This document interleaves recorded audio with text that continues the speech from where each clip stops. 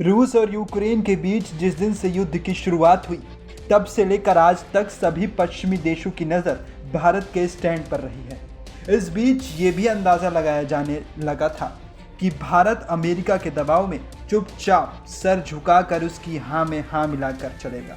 लेकिन प्रधानमंत्री मोदी ने जिस तरह अकेले पड़ रहे रूस के साथ अपनी बरसों पुरानी दोस्ती को कायम रखा और चट्टान की तरह रूस की ढाल बनकर अपने फैसलों पर अड़िग रहे, उससे एक बात तो साफ हो गई कि भारत अब अपनी नीतियों पर चलेगा, अपने रास्ते खुद बनाएगा।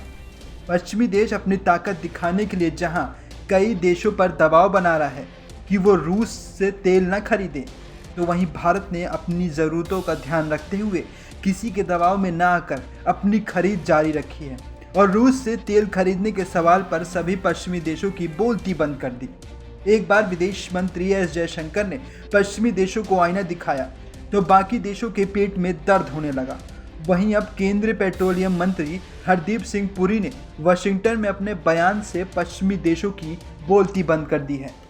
I have said quite frequently, and I said that to my colleague, the External Affairs Minister, that typically Europe buys in one afternoon what we were buying in a quarter, of the first quarter of the next year. Imports from Russia were significantly arose as a result of the dislocation in the markets. Look, let me make it very clear. India will buy oil from wherever it has to, for the simple reason that this kind of a discussion cannot be taken to the consuming population of India.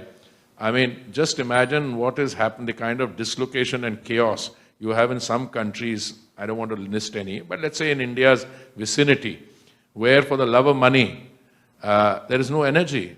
केंद्रीय petroleum मंत्री हरदीप सिंह पुरी ने जिस तरह से देश की बात को मुखरता के साथ रखा है, ये दिखाता है कि भारत अब वो भारत नहीं रहा जो पश्चिमी देशों की हाँ में हाँ मिलाता है। ये नए युग का भारत है जो अपना भविष्य खुद लिखेगा, अपनी दशा दिशा खुद तय करेगा।